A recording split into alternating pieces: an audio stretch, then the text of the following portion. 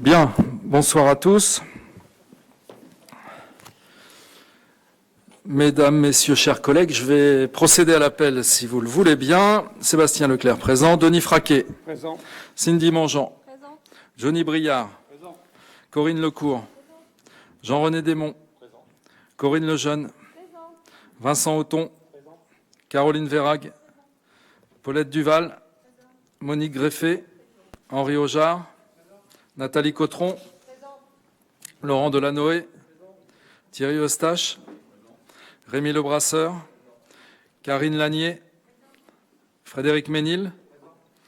Sandrine Elie-Romain. Thibaut de Géguer. Vicky Bagnier. Florian Lépine. Morgane Voisin. Antoine Havard. Hervé Selle. Maïwenn Léger. Clotilde Walter. Elle va arriver. Sylvie Granda. Christophe Colomer. Émilien Jean.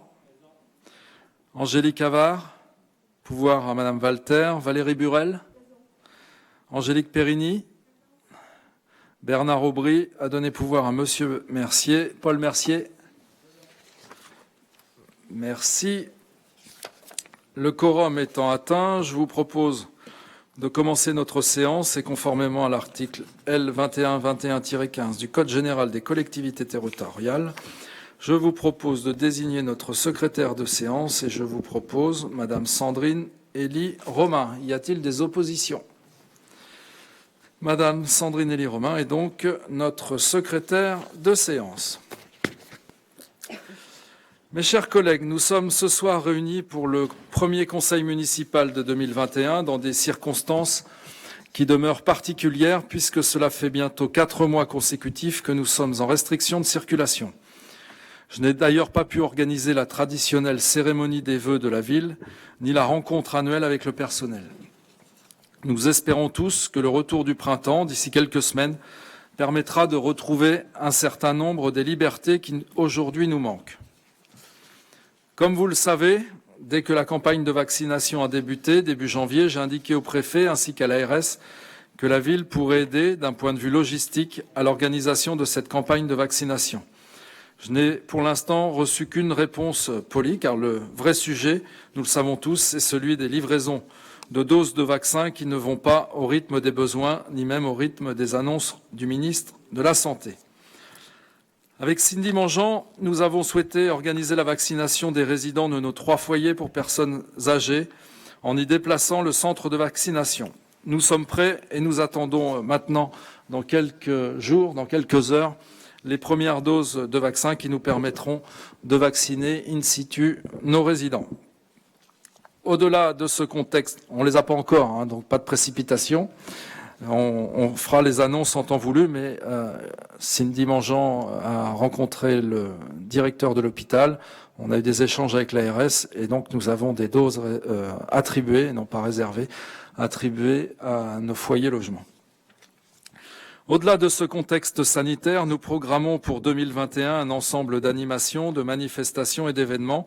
D'abord parce que c'est l'engagement que nous avons pris devant les Lexoviens l'an dernier, mais aussi parce que les mesures de restriction que nous avons traversées rendent encore plus nécessaire l'organisation de temps collectifs dans les mois à venir. Vincent Auton, maire adjoint en charge des animations, a présenté le programme prévu en commission et j'espère que nous pourrons tout organiser, à commencer par la foire aux arbres dans 3 semaines. Début janvier, j'ai annoncé l'emplacement que nous avons retenu pour l'implantation du multiplex. Je ne vais pas refaire tout le débat ce soir. J'avais annoncé très clairement qu'il ne se ferait pas sur la place de la République. Nous avons retenu le site de l'ancien garage Citroën, d'abord parce que c'est un emplacement qui convient à l'investisseur en termes de localisation, en termes de capacité et parce que nous en avons la maîtrise foncière. Cela permettra d'envisager rapidement ce projet que les Lexoviens attendent depuis déjà assez longtemps. J'espère simplement que les difficultés économiques que rencontre l'industrie du cinéma ne vont pas retarder ou réduire les capacités de nos investisseurs. Ce site Citroën permettra également de reconstruire des logements, une vingtaine environ, ce qui constituera déjà un beau projet d'aménagement urbain. Le projet de NPNRU au quartier de Hauteville entre ce mois-ci dans sa phase réalisation. Nous venons de signer avec Jacqueline Gouraud, ministre en charge de la cohésion des territoires, la convention qui nous lie avec tous les partenaires. Nous travaillons déjà sur un premier avenant pour modifier quelques aspects du projet afin de transcrire dans le document les aspirations fortes dont nous ont fait part les Lexoviens depuis un an. Ici aussi, nous aurions souhaité pouvoir associer la population au lancement du projet. La matinée du samedi 13 février, c'est-à-dire avant-hier, devait y être dédiée, mais les services de l'État nous ont refusé cette organisation. Pour en venir à l'ordre du jour de ce conseil municipal, nous allons aborder deux projets d'aménagement urbain. D'abord celui des espaces de liaison, dans le cadre d'Action Cœur de Ville. Sur ce projet, engagé lors du mandat précédent, nous avons voulu, avec Caroline Verhaeg, maire adjointe, porter un regard d'ensemble sur la globalité des travaux des espaces de liaison et de la place de la République, sans nous précipiter, pour conserver ce qui pouvait l'être et pour modifier ce qui devait l'être. Tout ceci a été pensé en partant du postulat que j'indiquais, à savoir que le multiplex ne se ferait pas sur cette place de la République. Nous avons donc un peu décalé dans le temps les travaux sur ces espaces de liaison pour pouvoir enclencher juste après sur les travaux de la place de la République. Nous avons la volonté d'associer à ce projet les utilisateurs de ces espaces, c'est-à-dire les commerçants, mais aussi les Lexoviens. La période Covid complique naturellement les modalités d'organisation de cette concertation et donc nous faisons des rencontres en petits groupes ou en porte-à-porte pour recueillir les avis et les propositions. Nous allons également délibérer sur le projet de la percée Le 1. Pour ceux qui n'ont pas encore localisé cette percée, nous nous situons dans le bas de la rue Henri Chéron pour déboucher sur le quai des Remparts. Des acquisitions foncières antérieures permettent aujourd'hui d'engager cette opération. Nous ajouterons aux espaces terrestres l'aménagement d'une passerelle au-dessus du premier bras de la Touques pour rejoindre les jardins de Mosaïque. Sur ce projet, nous voulons avancer rapidement pour pouvoir bénéficier de crédits dans le cadre du plan de relance. Jean-René Desmonts vous expliquera tout à l'heure la procédure que nous entendons utiliser pour conduire ce projet dans les délais que nous nous sommes fixés. Jean-René Desmonts le dira peut-être tout à l'heure, mais nous intéressons aussi à la tour Lambert qui est située sur le site de cet aménagement. Enfin, troisième sujet d'importance ce soir, le fonctionnement de nos centres de loisirs. La ville de Lisieux offre depuis longtemps un service de qualité à ses habitants pour l'accueil extrascolaire des enfants de Lisieux. Il se trouve qu'aujourd'hui, les élus des communes périphériques n'ont plus de solution pour répondre aux mêmes attentes qu'exprime leur population. Aussi, avec Cindy Mangeant, maire adjointe en charge de la jeunesse, nous vous proposons de permettre aux enfants hors Lisieux d'être admis sur les places vacantes dont nous disposons, moyennant une participation financière de leur commune d'origine. Ceci est un geste fort d'ouverture et de solidarité que je vous propose de faire en direction de nos voisins. Je sais que ce geste est attendu par un certain nombre d'Augerons et je vous propose ce partenariat intelligent avec les communes alentours au bénéfice des familles du territoire. Voilà, mes chers collègues, les sujets que je souhaitais aborder en préambule. Nous nous retrouverons ici même le 8 mars prochain pour débattre des orientations budgétaires de notre ville pour 2021. Les adjoints travaillent actuellement beaucoup, ainsi que mes collègues conseillers municipaux, sous le regard efficace et très exigeant de Denis Fraquet, premier adjoint, pour vous faire des propositions qui puissent convenir à la fois aux enjeux de la ville et aux moyens dont nous disposons. Je vous remercie de votre attention.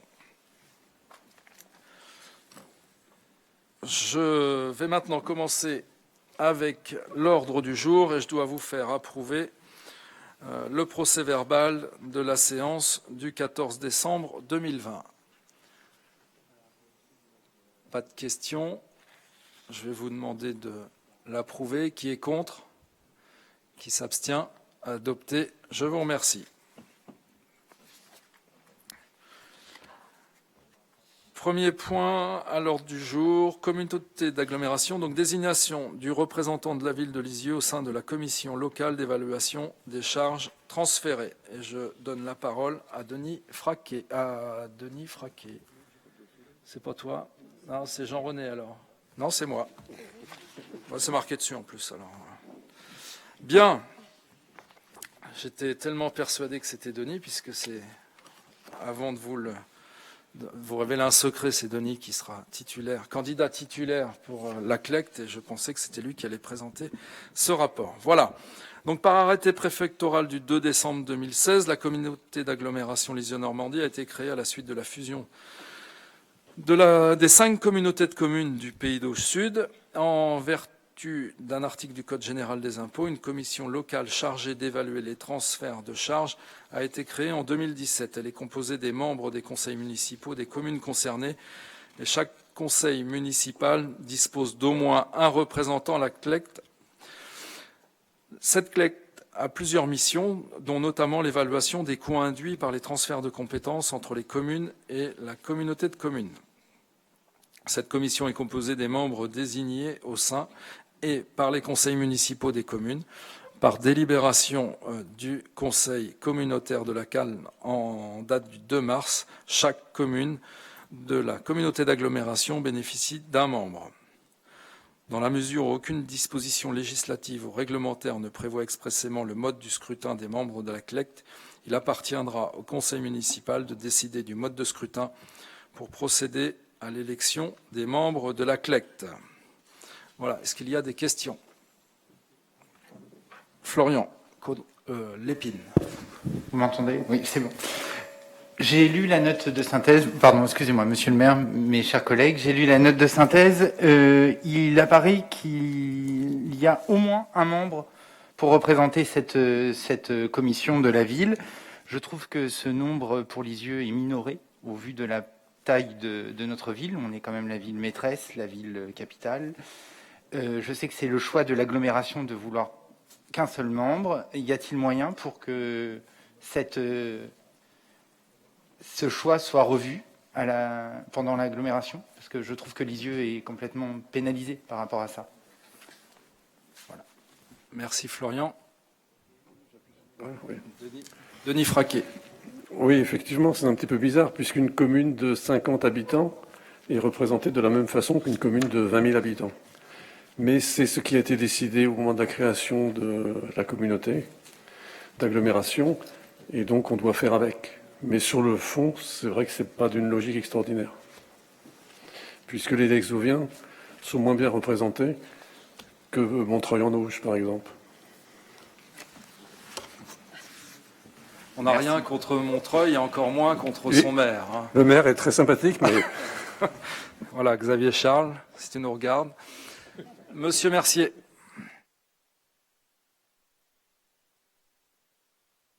Oui, excusez-moi. Merci. Je vous encourage à vérifier parce que je crois que c'est la loi qui prévoit ça. C'est la loi NOTRe. Je ne crois pas que ce soit la loi. Alors, pour répondre à Paul, je ne pense pas que ce soit la loi. Je crois que c'est la communauté d'agglo qui, au 1er janvier 2017, a décidé de créer cette façon de fonctionner. Effectivement, Florian et Denis, on aurait pu penser que ce soit une représentation à la proportionnelle, hein, puisqu'il y a aussi des communes qui ont 6 000 habitants ou 10 000 et qui n'ont qu'un représentant. C'est vrai que c'est un sujet qui fait débat depuis quelques jours. Ce que je vous propose, c'est que nous retournions vers la communauté d'agglomération, que nous échangions sur ce sujet, que nous fassions une proposition au président de la communauté d'agglomération. On n'a pas une urgence. On n'a pas une urgence particulière à ce que ce soit voté, puisque la Calne, la communauté d'agglomération, nous demande de mettre en place ces représentants pour la CLECT avant fin mars, et on se revoit le 8 mars.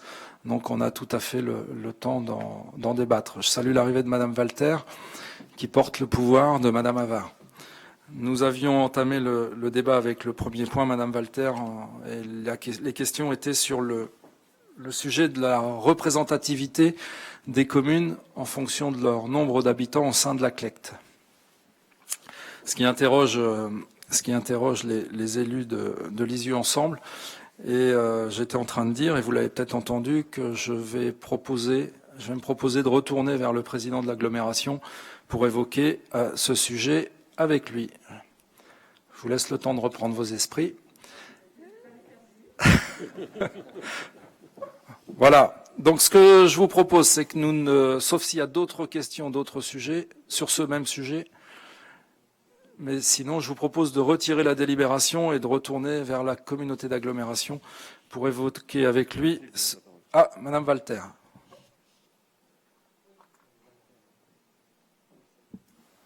C'est bon.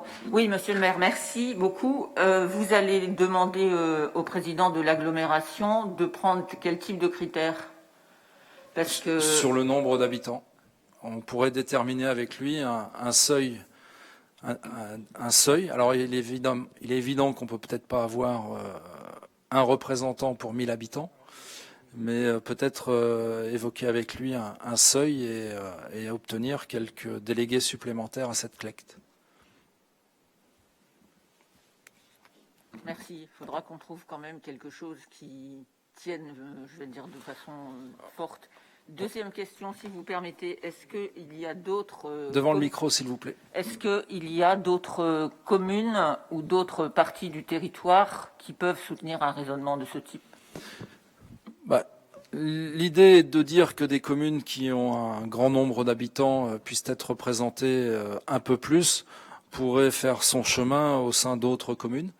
Après, je ne connais pas les envies et les idées de mes collègues, mais une commune de 10 000 habitants pourrait avoir moitié moins de représentants qu'une commune de 20 000 et en avoir deux de plus qu'une commune de 50 habitants. Et mes collègues ont eu la gentillesse de citer la commune de Montreuil-en-Auge. Je vous en prie. Donc, s'il n'y a pas d'autres demandes de parole, je vous propose de retirer cette délibération.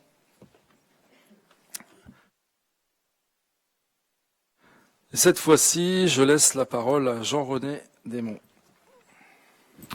Merci, monsieur le maire. Bonsoir à tous.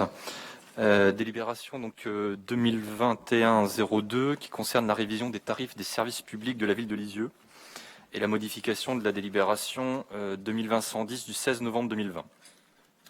Alors, comme vous le savez, donc, la ville a entrepris un programme de renouvellement urbain sur le quartier donc, de Hauteville. Monsieur le maire a évoqué donc, la signature de la convention qui a été officialisée donc, aujourd'hui, même si elle avait déjà été signée le 27 novembre. Elle a été officialisée aujourd'hui en présence donc, de Madame la ministre de la Cohésion des Territoires. Et dans le cadre de ce programme, s'est posé la question notamment des tarifs qui vont s'appliquer pour les emprises sur le domaine public, notamment lorsqu'il y aura des travaux de réaliser.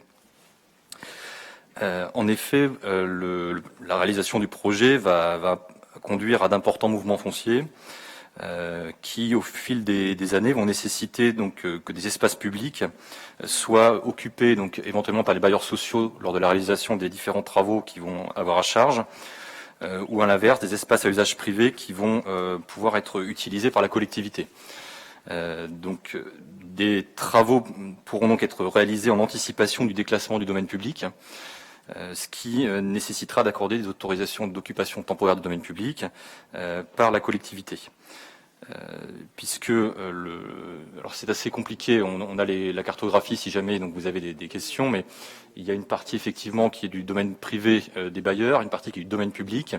On ne va pas dans l'immédiat procéder au découpage et au fait de réattribuer aux bailleurs privés éventuellement des parcelles du domaine public, ce qui sera le cas à la fin puisqu'on va avoir ce qu'on appelle une résidentialisation, c'est-à-dire qu'aujourd'hui il y a des parcelles du domaine public qui entourent des parties privées qui vont ensuite être rétrocédées au privé, inversement des parties privées qui vont être rétrocédées au public. L'idée c'était plutôt à la fin des travaux de réaliser ce découpage, mais pendant la période donc, de durée des travaux, de prévoir des modalités particulières d'occupation pour faciliter les travaux et pour éviter une tarification excessive.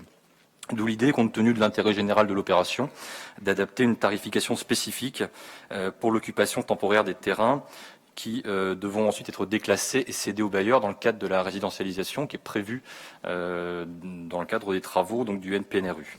Donc, vous verrez dans le projet de délibération, on propose donc d'adapter de nouveaux tarifs qui seront applicables à compter du 1er mars 2021. Il y a deux éléments qui sont vus. La première concerne la redevance d'occupation du domaine public pour les emprises dont le déclassement et la cession sont prévus donc, par la convention pluriannuelle. Donc là, c'est des terrains qui vont être déclassés et qui ensuite vont devenir propriété des bailleurs privés. où là, on propose un tarif de 1 centime par mètre carré par an, avec un minimum de perception de 30 €.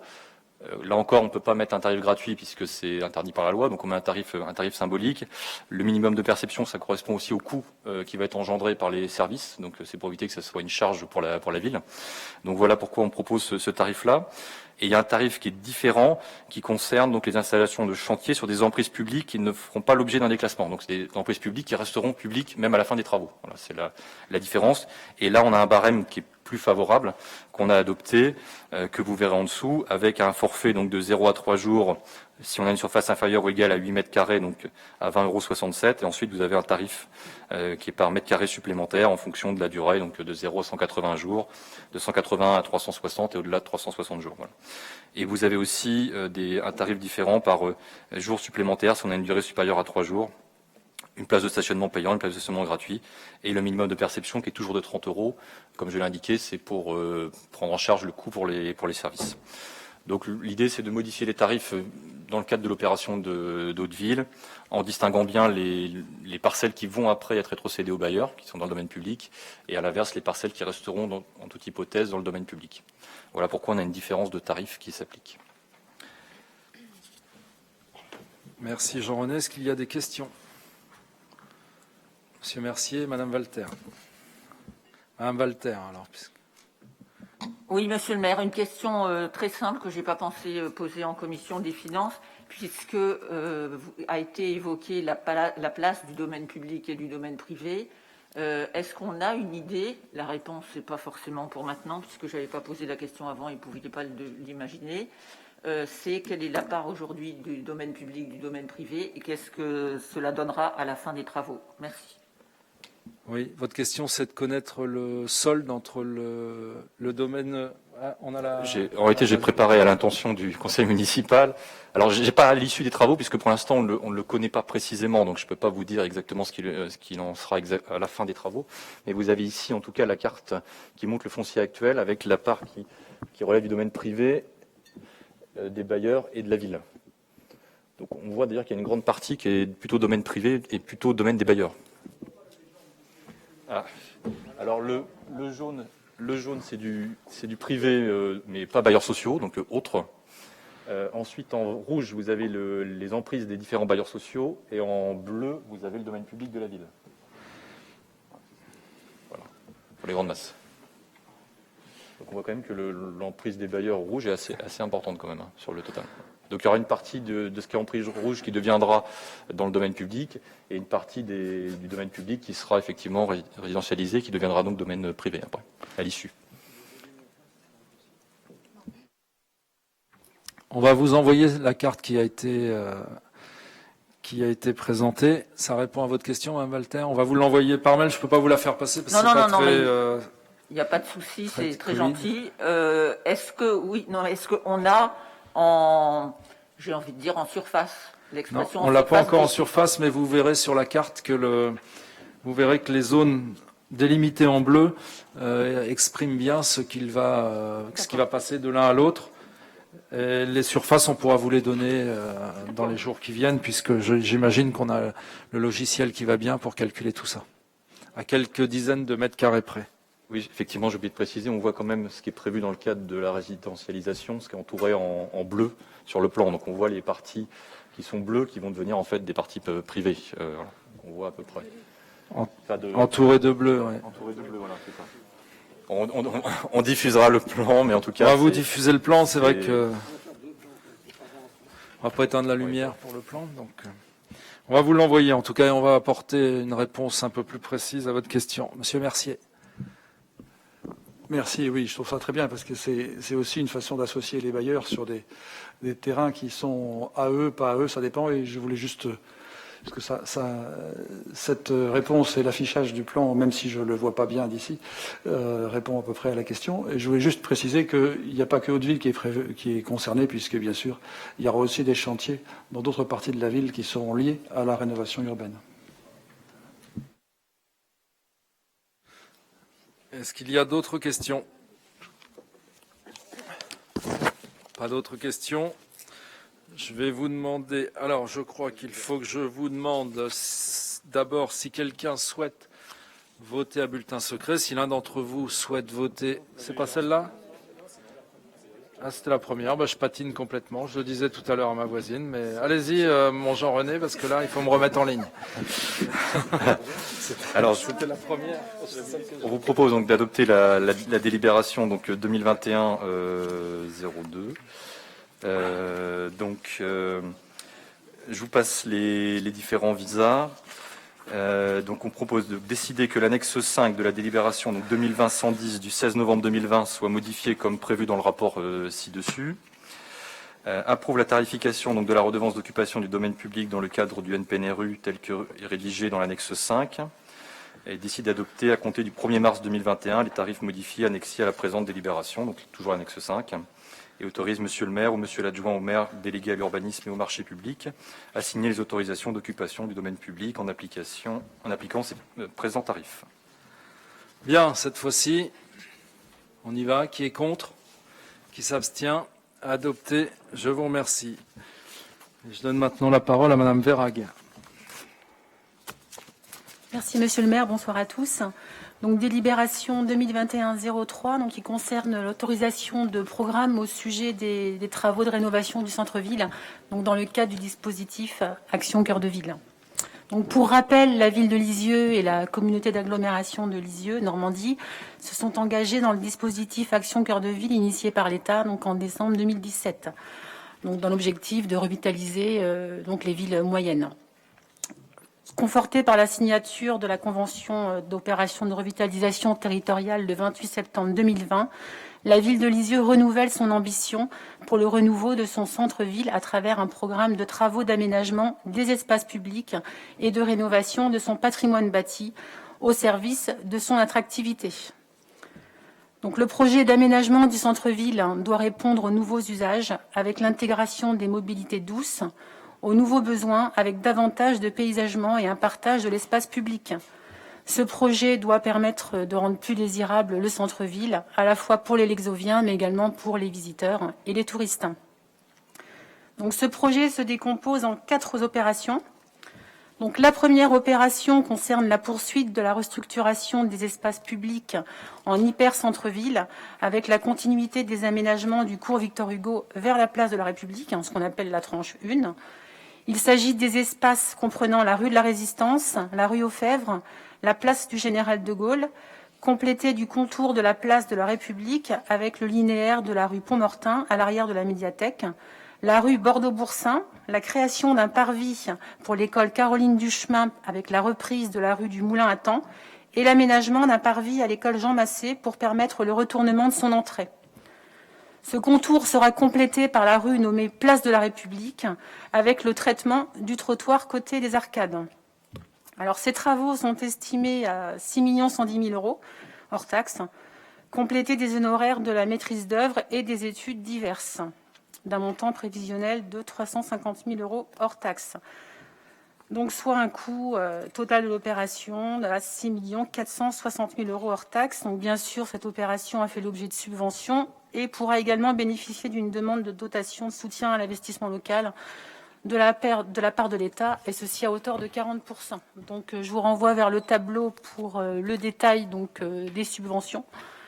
Et le reste à charge de la ville serait à peu près à 2 462 069 € hors taxes. Alors, deuxième opération, elle concerne le réaménagement des 3 plateaux de la place de la République, dont le plateau où ne se fera pas le multiplex, donc nommé la tranche 2, qui doit faire l'objet d'une nouvelle consultation de maîtrise d'œuvre et qui intégrera l'implantation d'une halle. Cette opération est estimée à 3 150 000 € hors taxes, répartis entre les travaux pour 2 800 000 € hors taxes et les honoraires et études diverses pour 350 000 € hors taxes. Troisième opération, donc la percée dite l'E1, au service du désenclavement du centre-ville. Donc, il s'agit de créer un nouveau maillage qui permettra de rendre plus lisibles les bords de Touques depuis le centre-ville, tout en valorisant l'équipement mosaïque qui est adressé côté boulevard Pasteur. Donc, pour ce faire, un aménagement doux sera créé depuis la rue Henri Chéron, en traversant la rue du Docteur de Graine. Le site Le 1 démoli par l'EPFN est racheté par la ville et la création d'une passerelle au-dessus de la Touques pour s'ouvrir sur le jardin de Mosaïque et le boulevard Pasteur. Donc, cet aménagement est estimé à un global de 2 825 000 € hors taxes, qui comprend évidemment rémunération de la maîtrise d'œuvre, études et coûts des travaux. Alors, cette opération est éligible à différents financements qui sont ou seront sollicités au cours de l'année 2021. Donc, je vous renvoie également au tableau du détail. Quatrième opération, rénovation de la halle Saint-Jacques. Donc là, l'objectif, c'est d'ouvrir ce lieu au public à la suite des travaux donc, de l'avenue Victor Hugo, pour que les habitants, mais également les chalands, les touristes, puissent en profiter le plus souvent, et en testant pour l'instant donc des usages éphémères ou non, avant de statuer de matière plus définitive sur une vocation. Là, l'objectif, c'est vraiment une mise aux normes permettant le classement en ERP et une restauration du patrimoine. Et après, la destination pourra être se préciser suite donc à ces utilisations éphémères. Cette opération a pour budget 900 000 € hors taxes, comprenant les études et honoraires et travaux. Encore une fois, cette opération est éligible à différents financements qui sont ou seront sollicités en cours d'année 2021. Et elle bénéficiera également d'un soutien en ingénierie de la part de la Banque des Territoires. Donc, je vous renvoie également sur le tableau donc, pour les détails des subventions. Alors, l'ensemble de ces opérations est estimé à hauteur de 13 335 000 € hors taxes. Ces opérations, comme je vous l'ai déjà dit, solliciteront l'ensemble des subventions possibles auprès des partenaires engagés dans le cadre d'Action Cœur de Ville. Donc, je vous renvoie au détail. Pour chaque opération, vous avez donc les montants hors taxes, donc évidemment hors subvention. Et si on fait le calcul, vous pourrez voir que le reste à charge de la ville, à peu près à 3 159 000 € hors taxes, hors tranche 2, parce que vu qu'on est encore en consultation de maîtrise d'œuvre, on ne peut pas encore évoquer, donc chiffrer les subventions. Donc ces crédits de paiement seront inscrits annuellement au budget au vu de l'avancement des travaux, donc selon les échéanciers de 2021 à 2024. Et je vous renvoie vers le tableau. Merci Madame Vérague. Est-ce qu'il y a des questions sur cette délibération? Madame Burel. Juste une petite précision, vous parlez de changer le parvis de l'école Jean Massé. Est-ce qu'il sera prévu qu'il n'y ait plus de parking sur la cour de récréation? Voilà. Alors, on parle de retourner l'entrée de l'école Jean Massé parce qu'on ne veut plus que les enfants sortent sur le boulevard. Et donc tout le monde pourrait sortir au même endroit, et Caroline Duchemin et Jean Massé. Et on a déjà interdit le parking sur l'école Jean Massé. On n'y est pas retourné depuis le 28 juin, date du deuxième tour des élections municipales, et on n'a pas réouvert ce parking au stationnement pour les marchés. Merci, moi non plus, j'y suis pas retourné la preuve. Voilà, donc c'est une demande des parents d'élèves. On regarde pour les prochaines élections, mais en raison du Covid, on va être obligé d'éparpiller un peu les bureaux de vote. Donc on va aussi soulager ce parking, entre guillemets. L'idée, c'est qu'on essaie de ne pas l'ouvrir dès le prochain tour, dès les prochaines échéances électorales.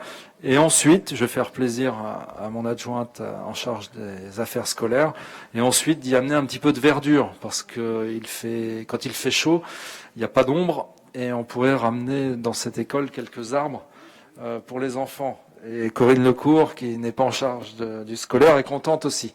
Monsieur Mercier. Merci, oui, c'est juste une question sur la tranche 2, et en particulier l'implantation de la halle, mais pas seulement. Est-ce que vous avez intégré là-dedans les délais et les coûts des fouilles archéologiques? Alors, je pense que les coûts, vous pouvez les estimer puisqu'ils étaient déjà prévus pour le multiplex, donc vous savez à peu près pour combien il peut y avoir de fouilles archéologiques. Si vous ne le saviez pas pour le multiplex, on peut vous envoyer l'étude qui avait été réalisée par la précédente équipe municipale et qui a été envoyée au maire sortant en mars. En tout cas, c'est très très cher. L'idée, c'est de ne pas faire de fouilles, puisque si on refait ces 3 plateaux, on y conservera en bonne partie du stationnement. Et cette halle serait une halle légère qui n'a pas besoin de fondation, qui n'aurait pas besoin de fondation.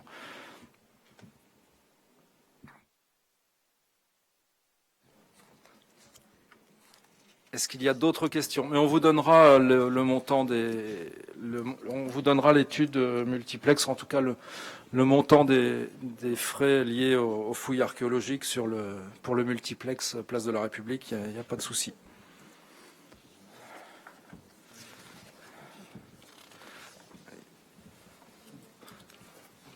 Pas d'autres questions. On a un sujet sur le délai pour la percée, les travaux de la percée Le 1. On va accélérer un petit peu. J'ai prévenu les 2 groupes, les 2 minorités. On finit la délibération. Vous voulez pas que je parle de la percée Le 1? On y vient après? Ça sera la suivante. Bon, bah alors, je reviendrai tout à l'heure à vos ordres, Madame et Monsieur les adjoints. Alors, je vous laisse finir avec la délib. Donc, nous allons vous demander de délibérer sur la délibération 2021-03. Donc, vu le Code général des collectivités territoriales, vu le Code de la commande publique et notamment ses articles L2124-2, R2124-2, deuxième alinéa, R2166-6 à R2161-11, L2430-1 à L2432-2 et R2432-2 à R2432-7. Vu l'avis favorable de la commission susvisée, approuve l'autorisation de programme et arrête l'enveloppe financière prévisionnelle à 13 335 000 € hors taxe. Autorise Monsieur le maire à solliciter toutes les subventions au taux le plus élevé et aides financières auprès des différents financeurs potentiels et organismes concernés, et notamment dans le cadre de la dotation de soutien à l'investissement public local. Merci Madame Vérag. Je vais vous demander de voter. Qui est contre? Qui s'abstient? Adopté. Je vous remercie. Eh bien, on va venir sur la délibération le 1, comme je vous l'ai dit tout à l'heure. Et vous avez bien fait de m'arrêter, parce que c'est quand même bien la moindre des choses que les adjoints parlent de leur dossier. Madame, Monsieur Desmond. Vous pouvez le faire à 2 voix, si vous voulez. Merci, Monsieur le maire. Alors, délibération, donc la 2021-04, qui concerne donc la création d'un cheminement doux et la construction d'un ouvrage d'art au-dessus de la Touques. Donc ici, c'est uniquement le marché donc de maîtrise d'œuvre pour les travaux d'aménagement entre le boulevard Pasteur et la rue Henri Chéron, en passant par l'équipement mosaïque. Autorisation donc préalable de signer un marché. Alors, comme on l'avait déjà évoqué dans le cadre de la campagne municipale, que c'était un engagement de la nouvelle municipalité, il a été prévu donc d'aménager donc ce qu'on appelle la percée Le 1, qui correspond notamment à l'espace entre le quai des Remparts et la rue du Docteur de Graine, mais qui va aussi donc jusqu'à la rue Henri Chéron, dans l'objectif donc de désenclaver le centre-ville de Lisieux. Il s'agit donc de créer un nouveau maillage qui permettra de rendre plus lisibles les bords de Touques depuis le centre-ville en valorisant l'équipement mosaïque qui est adressé côté boulevard Pasteur. Donc la ville souhaite réaliser cet équipement en centre-ville grâce à ce cheminement doux qui enjambera la Touques. Alors le projet va nécessiter évidemment le lancement d'une consultation et d'un marché de maîtrise d'œuvre donc pour la réalisation de cet aménagement via une procédure d'appel d'offres ouvert compte tenu du montant et du marché en cause. Le marché donc dont le programme est présenté en annexe se décline comme suit. Donc on a une tranche ferme qui correspond à la conception et la réalisation donc de l'ensemble des aménagements prévus donc dans la programmation sur les espaces suivants: jardin mosaïque, passerelle, parcours Le 1 et espace public situé entre Le 1 et la rue Henri Chéron. Donc ça, c'est la tranche ferme du marché de maîtrise d'œuvre. Et les tranches optionnelles, on a 3 tranches optionnelles: la mise en valeur de la tour Lambert, la création de murs végétalisés sur le parcours Le 1, donc c'est sur la partie entre le quai des Remparts et la rue du Docteur de Graine, et la construction donc la phase 3 ensuite, la tranche optionnelle numéro 3, construction d'une terrasse et d'une guinguette au droit du bâtiment mosaïque. On vous a indiqué, vous le verrez dans la note, donc le planning prévisionnel de l'opération qui s'établit donc de la manière suivante: un lancement de la procédure d'appel d'offres en mars 2021, le choix du maître d'œuvre en mai 2021, la validation de la phase AVP-APD en décembre 2021, la validation de la phase projet en 2022, en février 2022, la validation de la phase DCE en mai 2022, le choix des entreprises en septembre 2022 pour un démarrage des travaux en octobre 2022, avec un coût estimé de l'opération de 2 825 000 € hors taxe qui est prévu dans la PCP Centre-Ville et réparti comme suit. Rémunération de la maîtrise d'œuvre et études diverses, donc 325 000 € hors taxe, et coût des travaux 2,5 millions. Donc, comme je vous l'indiquais, il est proposé de recourir à la procédure d'appel d'offres ouvert pour ce marché. Et on vous propose donc, par anticipation, d'autoriser le recours, d'autoriser le conseil municipal avec le titulaire retenu par la commission d'appel d'offres à signer le marché. Donc c'est une autorisation préalable du conseil municipal pour que la commission d'appel d'offres puisse ensuite signer le marché. Pourquoi cette procédure un petit peu particulière et pourquoi ce recours à cette procédure spécifique? On a dans le cadre du programme de relance, dans le cadre du programme de relance, l'obligation de réaliser les travaux avant fin 2022. Donc si la ville veut bénéficier des subventions maximales, les travaux doivent être démarrés en 2022. Et pour ne pas perdre de temps sur l'opération, essayer de tenir des délais qui vont être quand même très, très restreints, puisqu'on doit démarrer l'opération avant la fin 2022, on a décidé justement d'autoriser par anticipation la signature du marché de maîtrise d'œuvre. Donc l'idée, c'est vraiment d'accélérer au maximum. Vous voyez d'ailleurs que le planning prévisionnel est vraiment serré pour qu'on puisse bénéficier de ces subventions, éviter de manquer le plan de relance. Voilà les raisons pour lesquelles on demande cette procédure, alors que habituellement, effectivement, c'est pas la procédure habituelle d'être autorisé par anticipation à signer le marché. Voilà. Y a-t-il des questions? Monsieur Mercier.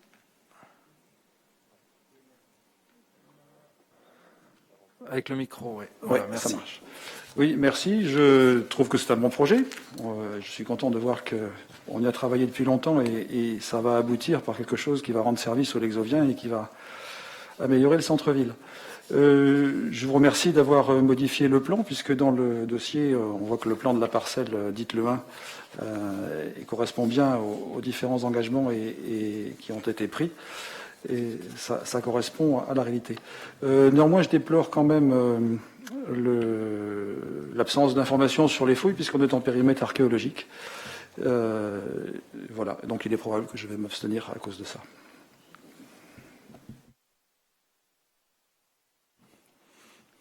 Est-ce qu'il y a une question? Madame Walter. Oui, est-ce que je peux me permettre, monsieur le maire, de demander à monsieur Mercier de réexpliquer sa position? Je n'ai pas complètement compris.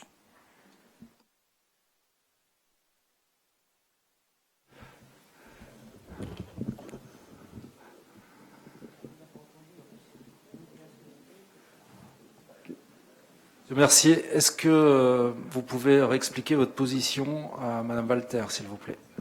Je pense qu'il n'est pas précisé dans le dossier qu'on est dans le périmètre archéologique. Il manque donc les informations sur les éventuelles fouilles archéologiques qui pourraient être nécessaires et qui pourraient grever le budget par conséquent à ce niveau-là. Mais voilà. Et sur votre position, je crois que c'était la position de votre vote. J'ai dit que je m'abstiendrai. D'accord. Madame Walter. Je suis un peu perplexe d'une certaine façon. Est-ce qu'on a les moyens d'avoir l'information rapidement? Enfin, pas dans le conseil, mais parce que c'est quand même un argument qui peut être ennuyeux pour le projet, qui est un beau projet. C'est vrai qu'il vaudrait mieux le savoir avant d'engager le dossier ou les travaux. Mais en même temps, je pense que c'est une question à laquelle on peut répondre facilement, me semble-t-il. Oui.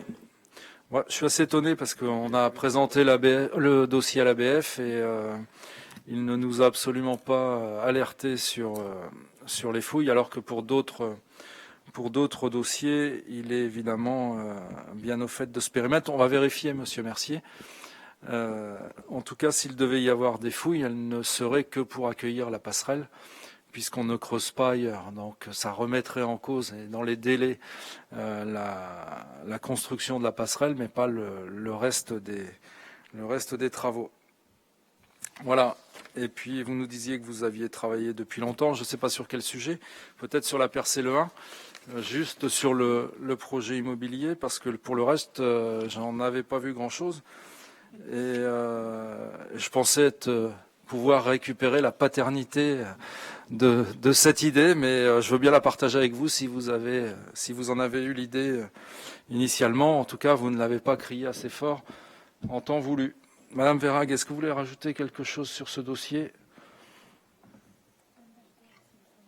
Concernant les fouilles, je confirme, hein, l'ABF n'a rien spécifié. Donc, j'étais là. Très bien. Et sinon, on va réfléchir déjà à l'aspect que pourrait prendre la passerelle. Voilà. Je vais vous rendre la parole, madame.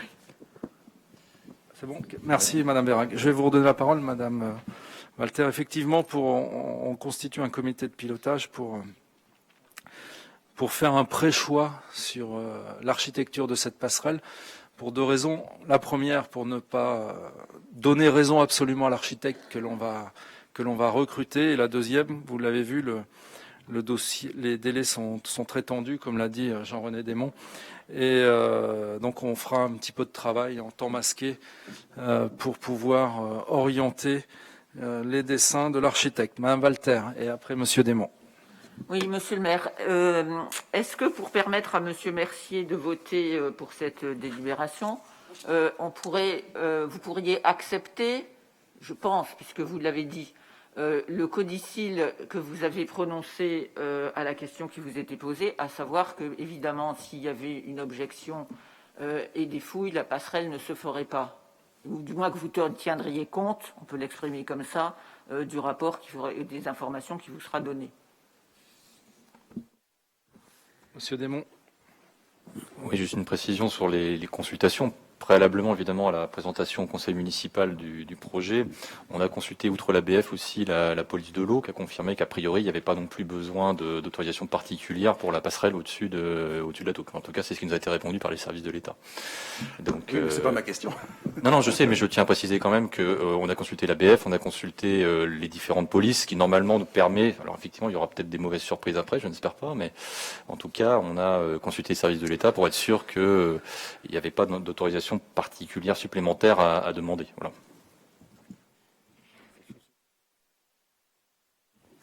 Bien, Monsieur Mercier, si j'ai bien compris la demande de Madame Walter, voteriez-vous pour, avec la condition que nous ne soyons pas dans le périmètre archéologique et qu'il n'y ait pas de fouilles à réaliser? Les fouilles, je ne sais pas, mais on est dans le périmètre archéologique jusqu'à Mosaïque. Bon. Non.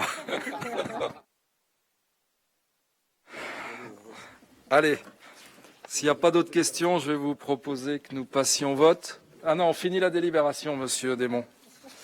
Alors pour la délibération, donc on propose d'adopter la délibération 2021-04. Je vous passe les différents visas. Donc approuver le programme de l'opération tel qu'il est défini en annexe. Approuver le recours à une procédure d'appel d'offres ouvert. Autoriser Monsieur le maire à signer le marché décrit ci-dessus avec le titulaire retenu par la commission d'appel d'offres ainsi que les pièces administratives se rapportant au marché. Autoriser Monsieur le maire à solliciter des subventions au taux le plus élevé auprès des différents financeurs potentiels et à signer toutes les pièces s'y rapportant. Pour préciser aussi, j'ai oublié de dire tout à l'heure qu'on a fait une demande aussi avec l'agence de l'eau pour avoir des financements sur le jardin de Mosaïque aussi. Voilà. Merci, Monsieur Desmonts. Bien. Je vais vous demander de voter. Qui est contre? Qui s'abstient? 2 abstentions. Je vous remercie. Monsieur Fraquet, tableau des effectifs pour cette année 2021 et nous sommes à la première modification.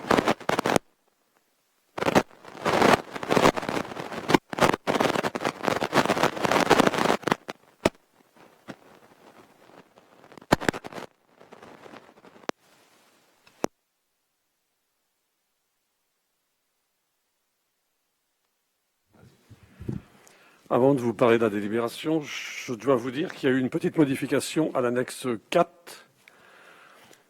Donc, vous avez la mention pour le poste de chef de projet LNPRU.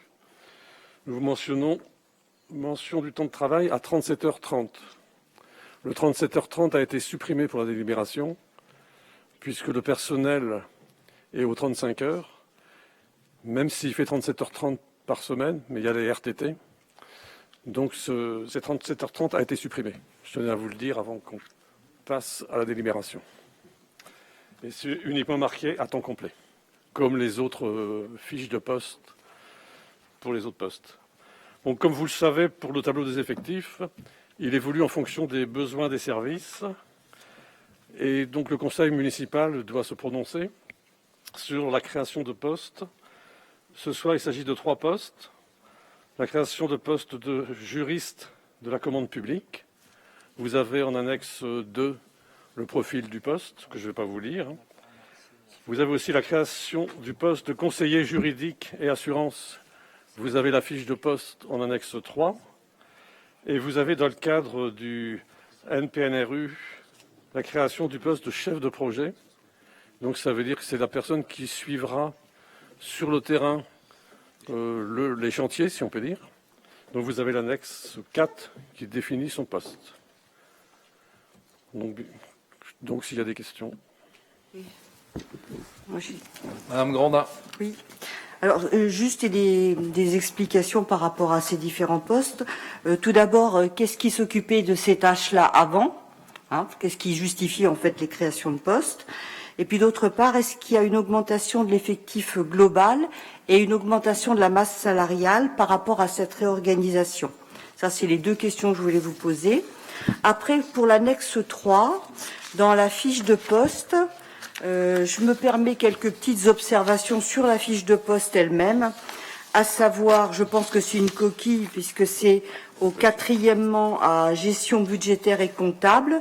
Vous avez marqué l'intercom qui n'existe plus. Et ça, donc, je pense que c'est vous voulez mettre la communauté d'agglomération à la place de l'intercom, je suppose. Et puis d'autre part, quand on regarde les relations fonctionnelles, c'est écrit accueil téléphonique et moyens mis à disposition. Il y a juste un poste informatique, donc je pense qu'il faut quand même rajouter un téléphone. C'est juste, voilà, c'est par rapport à la façon dont la fiche de poste est faite. Voilà, c'est juste des petits détails. Alors pour le poste chef de projet, il n'existait pas puisque, si vous voulez, c'était une fonction qui n'existait pas à la ville, puisque le chantier n'est pas démarré, puisqu'il s'agit de la rénovation d'autres villes, et ça démarre uniquement maintenant. Donc c'est poursuivre effectivement les travaux sur place. C'est un homme de terrain qui va suivre donc pour la ville, un homme ou une femme, pardon. Une personne. Donc ça, c'est effectivement, ça n'existait pas.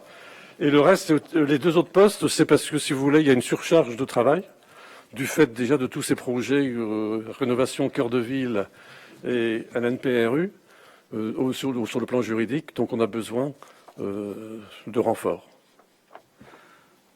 Oui, mais quand il y a des travaux, en général, il y a des études qui sont faites et c'est pris avec les études, normalement, ces postes-là. Donc là, c'est des créations à part qui feront partie du personnel municipal, c'est bien ça. Donc Non, il y a une augmentation. non, mais attention, Attendez, madame Grandin, c'est moi qui distribue la parole, on n'avait pas fini. Merci. Denis va terminer et après je vous redonne la parole. Si vous voulez, pour le poste, actuellement, si vous voulez, vous avez toute une cellule qui effectivement travaille sur le projet NPRU. Mais maintenant, on passe, je dirais, à l'exécution. Et pour l'exécution, il faut une personne sur le terrain, une personne costaud, il faut le reconnaître, parce qu'il faut quand même suivre le chantier. Donc, c'est pas toujours facile. Mais ça peut pas être fait par les services techniques, puisque les services techniques, eux, ils ont leur propre travail. Et donc là, c'est vraiment une personne qui va suivre le chantier. Parce que la ville a besoin d'être représentée sur le chantier. Et donc, il faut une personne que l'on embauche pendant toute la durée du chantier, qui va quand même durer plusieurs années, hein, vous le savez. Hein. Et pour le restant, automatiquement, si vous voulez, quand vous faites, c'est quand même un chantier exceptionnel, Hauteville. Hein. On ne le fera pas tous les ans, heureusement budgétairement, mais c'est quelque chose d'exceptionnel, et donc forcément, ça demande du personnel exceptionnellement supplémentaire. Je pense que ça, c'est assez logique. À partir du moment où vous avez un tel projet, c'est quand même des dizaines de millions qui vont être investis sur Hauteville. Merci. Juste en complément, cette personne aura le rôle d'accompagner les techniciens de la ville, mais aussi les élus, et d'être un contrepoids technique à la maîtrise d'œuvre que nous allons recruter ensuite.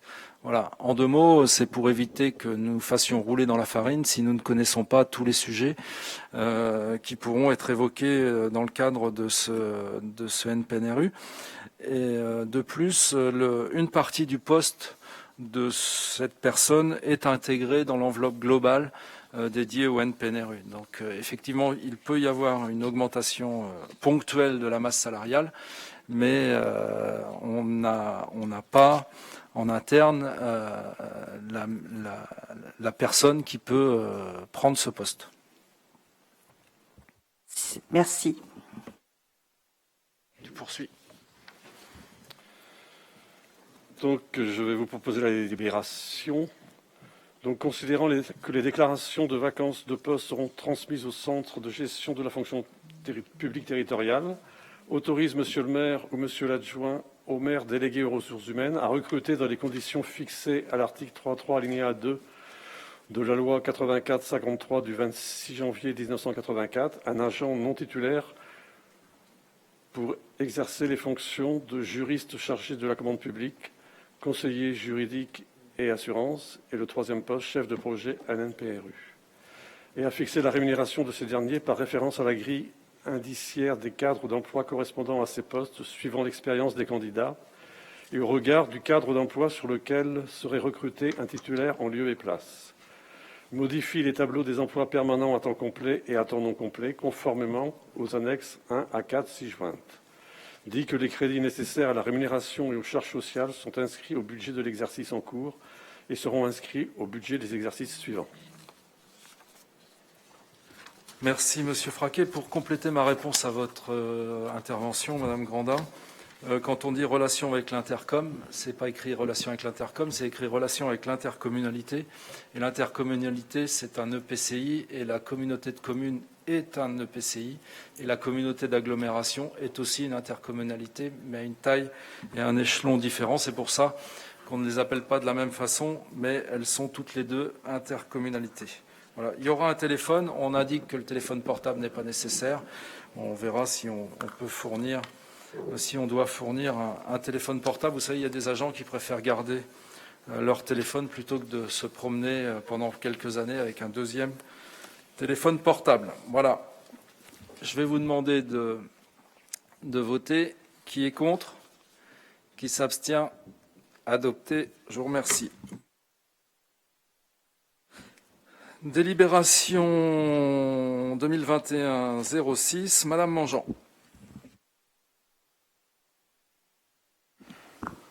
Bonsoir à tous.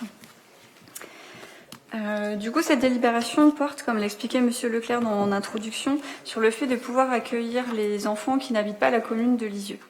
Très rapidement, après notre arrivée, Monsieur Leclerc a été sollicité par des familles habitant hors Lisieux qui souhaitaient mettre leurs enfants dans les accueils de loisirs, ce qui n'était pas possible.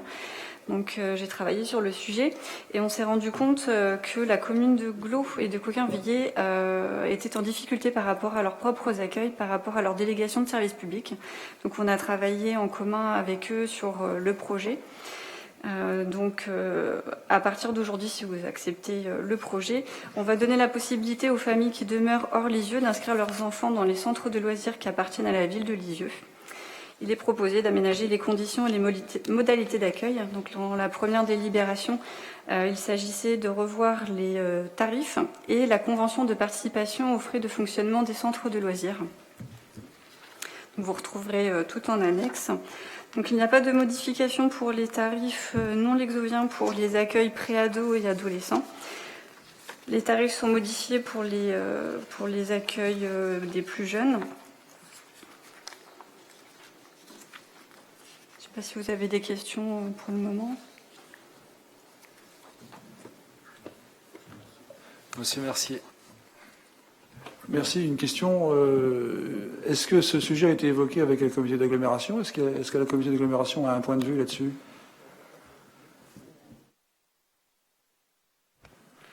Oui, ça a été évoqué, mais ce n'est pas de la compétence de l'agglomération. Mais l'agglomération, dans le cadre de la convention de départ, participer au financement du centre aéré de Glo et du centre aéré de Coquinvillers et de Lisieux.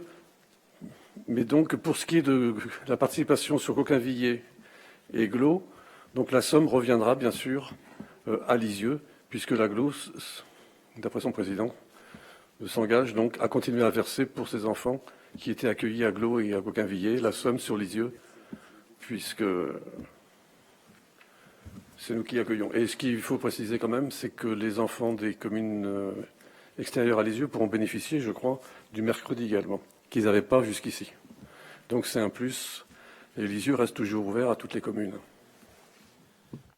Pour compléter la réponse de Denis, mais sur le financement, le sujet a un peu évolué aujourd'hui. Ce sont les 2 communes qui vont nous transférer les montants initialement versés par la communauté d'agglomération aux 2 communes. Donc on ne change pas sur ce sujet. Il s'agit de 6 124 € au global pour les 2 communes. Et j'ai évoqué ce sujet jeudi matin lors d'une rencontre à laquelle a assisté Denis, mais il ne l'a pas précisé.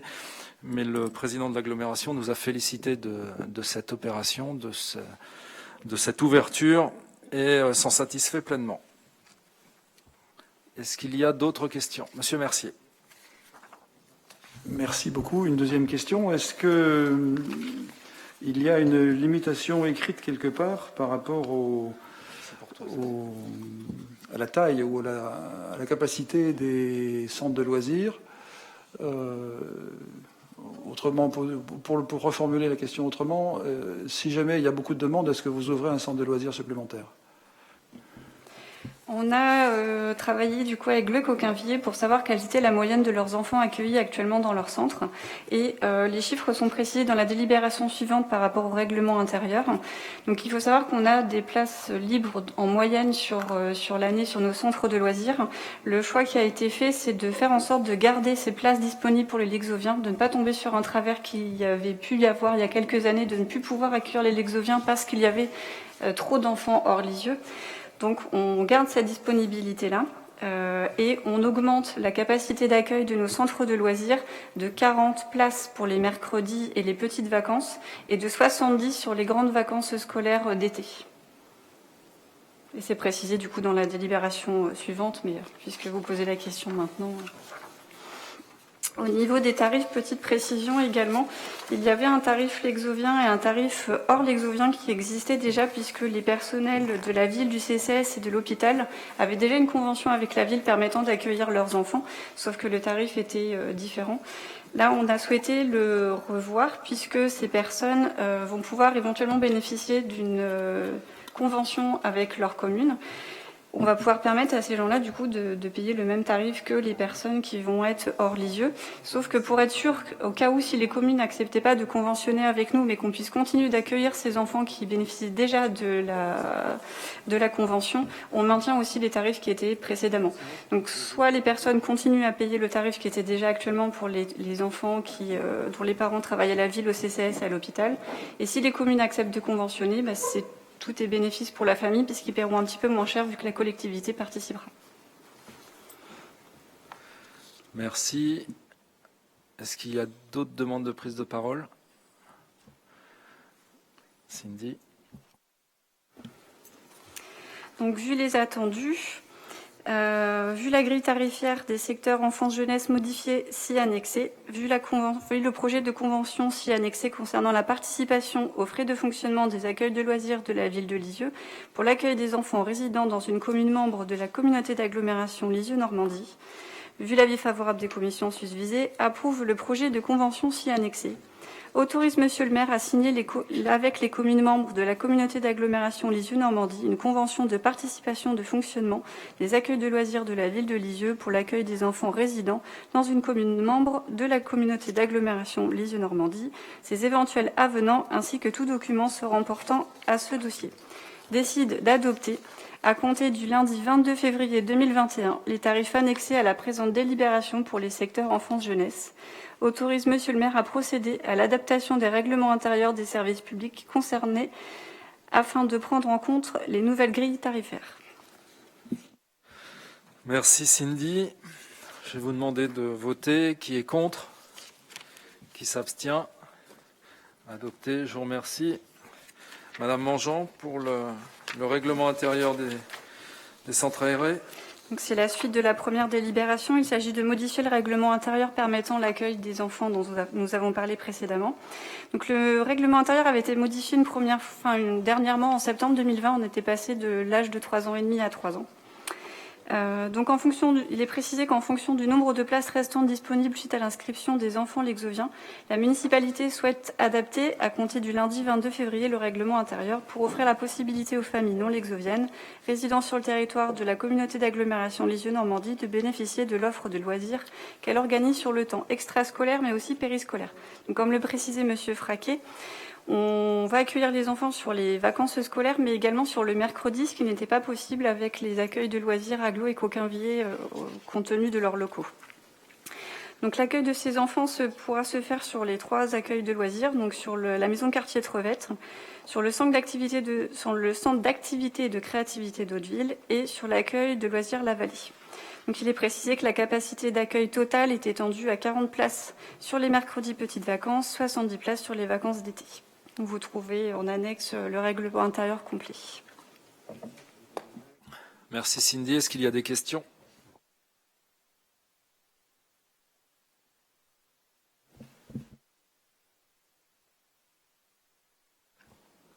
Oui, Monsieur Mercier.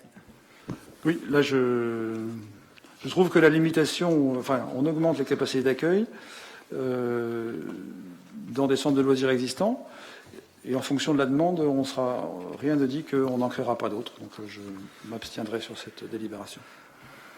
Très bien, Monsieur Mercier. En fait, ce dont vous ne vous rappelez peut-être pas, c'est que vous aviez déjà, dans les années passées, 30, peut-être 40 places qui restaient disponibles dans les centres aérés. C'est-à-dire que vous aviez du personnel en surconsommation qui n'accueillait pas d'enfants. Et effectivement, on ne passe cette convention que maintenant parce que moi, je me suis un peu empressé à la rentrée parce qu'il y avait des demandes des voisins. Et je me suis empressé de dire oui, sans avoir modifié la convention. Vous imaginez les soucis que ça peut créer. Je l'ai fait une fois ou deux. J'avais pas déjà rempli les centres aérés parce qu'il y avait une vraie demande de nos voisins. Et je savais donc qu'on pouvait aller jusqu'à 30 ou 35 enfants en plus, sans augmenter nos effectifs. Voilà.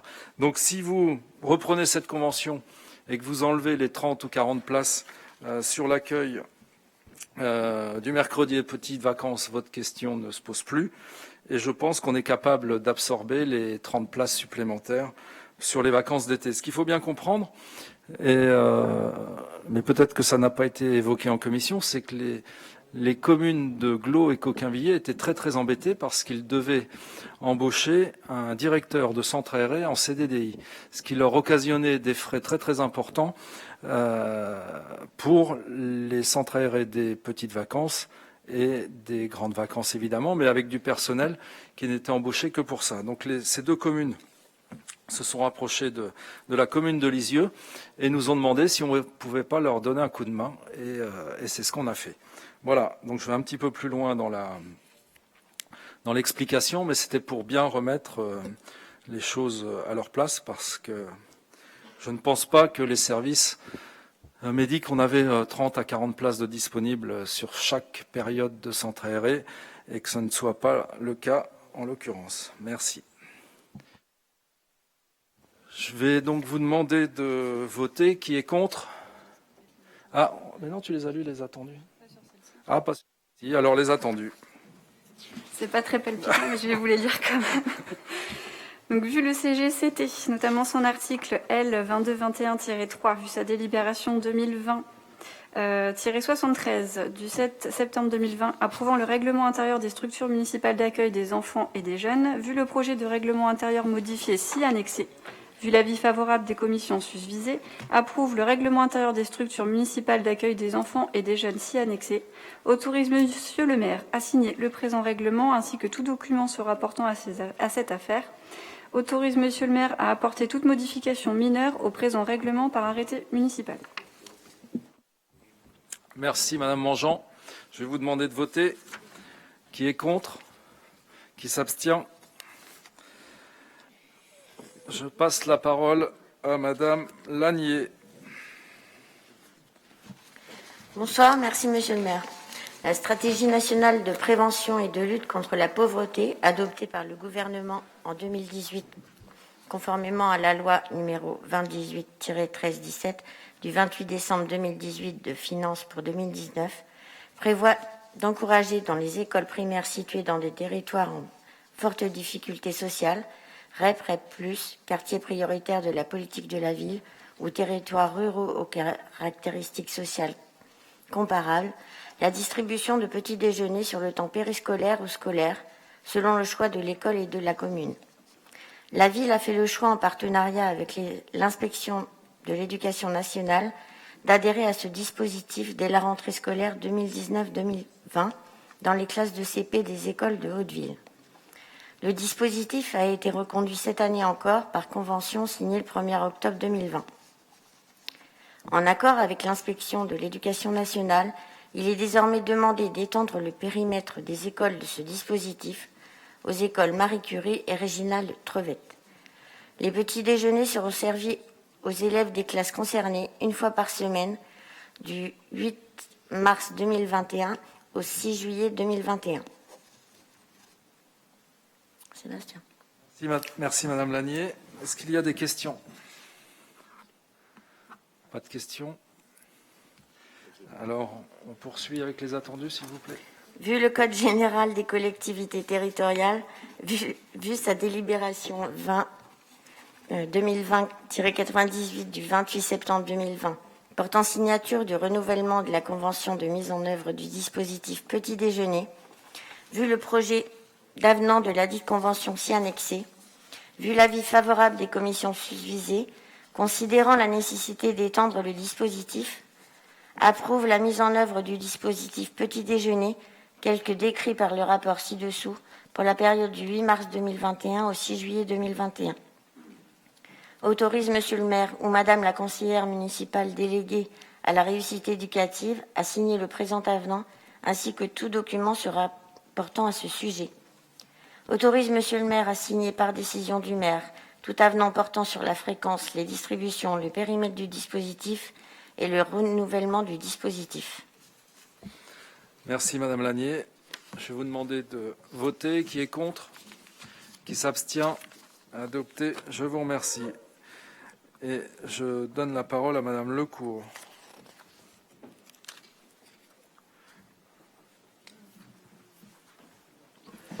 Merci Monsieur le maire. Délibération 2021-09, autorisation de signature de la convention du retour du tableau Jésus-Christ les petits-enfants signé Hippolyte Flandrin. Le tableau Jésus-Christ et les petits-enfants signé Hippolyte Flandrin en 1836-1838, huile sur toile, a fait l'objet d'un dépôt de l'État au musée d'art et d'histoire de la ville de Lisieux en 1840. La propriété a été transférée par la direction des musées de France à la ville en 2007. Délibération d'acceptation 2007-37 du 17 avril 2007. Le 18 décembre 2012, suite au transfert de la compétence culture, la ville et la communauté de communes Lisieux-Pays d'Auge, devenue communauté d'agglomération Lisieux-Normandie, ont signé un avenant à la convention de transfert des biens immobiliers, aux fins notamment de mettre à disposition le tableau Jésus-Christ et les petits-enfants signé Hippolyte Flandrin par la ville au profit de la Calne. Dans le cadre de ces activités, la Calne a signé une convention de prêt-restauration avec le musée des Beaux-Arts de Lyon concernant le tableau Jésus-Christ et les petits-enfants, signé Hippolyte Flandrin, autorisant le déplacement du tableau de la halle Saint-Jacques vers le musée de Lyon pour une durée de 5 ans. Le départ de l'œuvre est prévu le 15 février, il est déjà parti. Afin de sécuriser le retour de l'œuvre, il est proposé un projet de convention de retour du tableau Jésus-Christ et les petits-enfants, signé Hippolyte Flandrin, définissant les conditions de retour du tableau et les solutions intermédiaires mises en place en attendant celui-ci. Est-ce qu'il y a des questions? Madame Walter. Oui, Monsieur le maire, est-ce qu'on pourrait demander à Monsieur Fraquet, qui nous avait fort bien expliqué la situation en commission des finances le 26 janvier, si je ne me trompe, de nous dire quels étaient les événements qui étaient intervenus depuis cette date pour qu'on ait tous bien compris. Merci.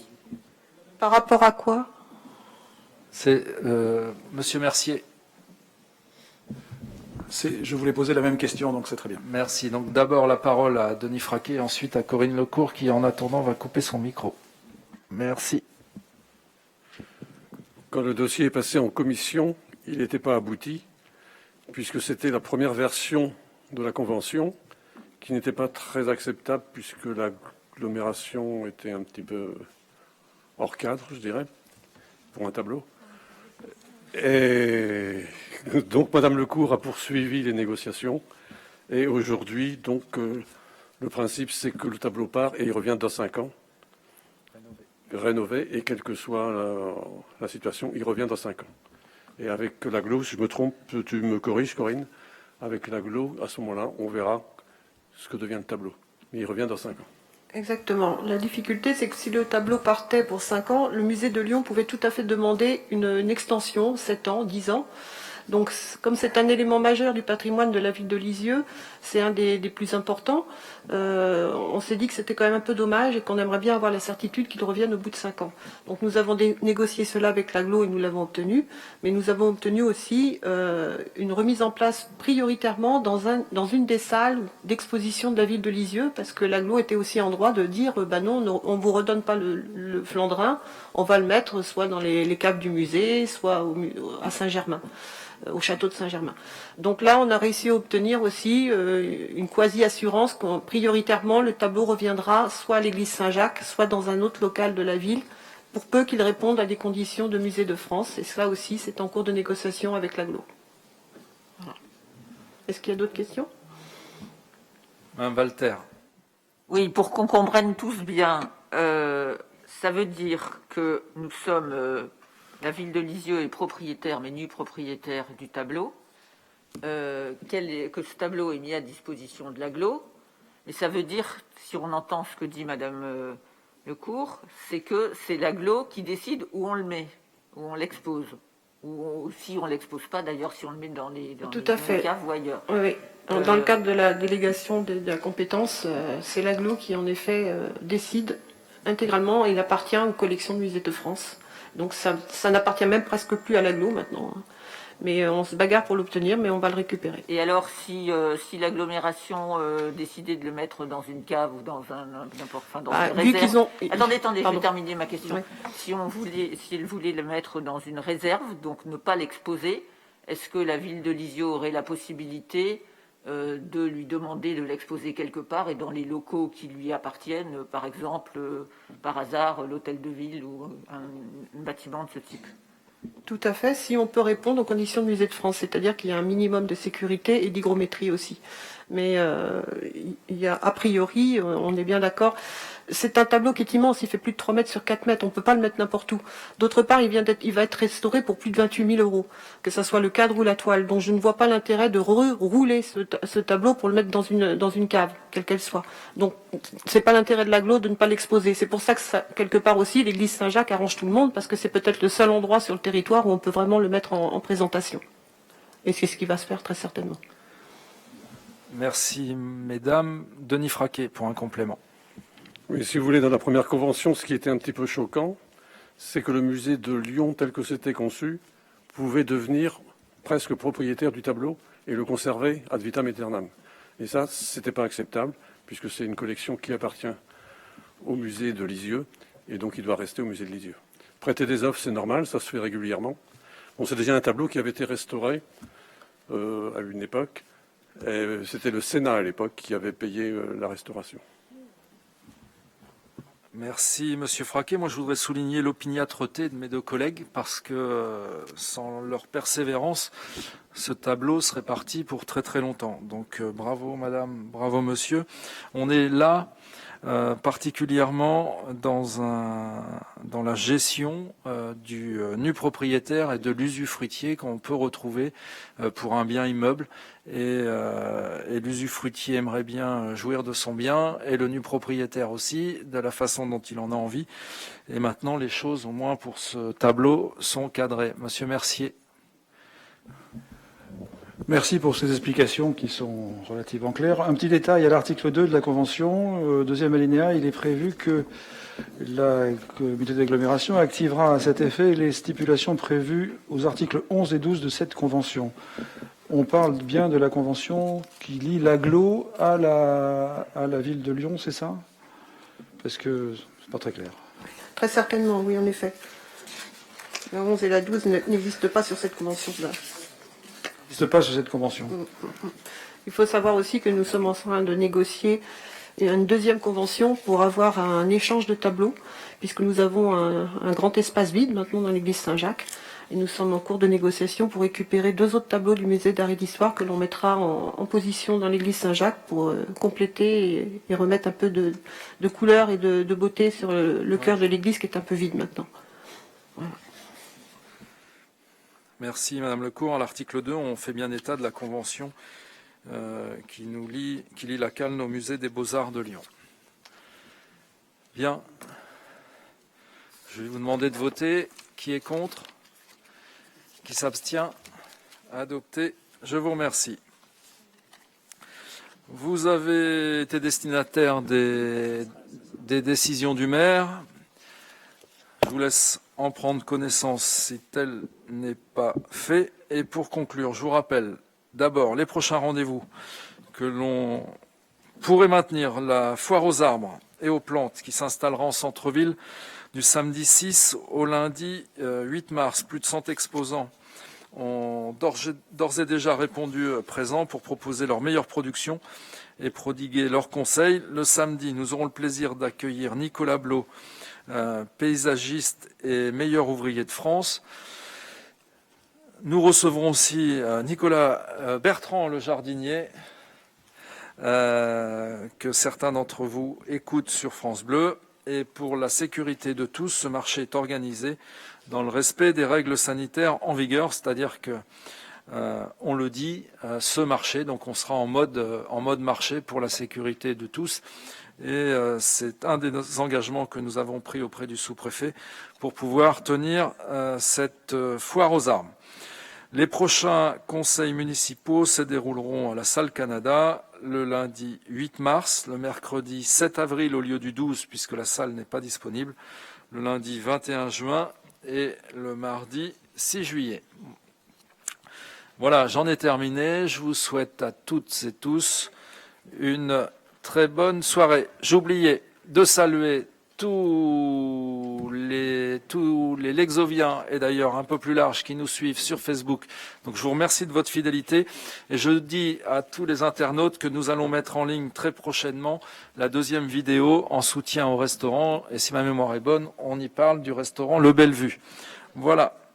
Et de ces recettes. Je vous demanderai de rester quelques instants à votre place. Je fais couper le live. En tout cas, je vous dis à toutes et tous, en présentiel et en distanciel, je vous souhaite à tous une très bonne soirée. Merci.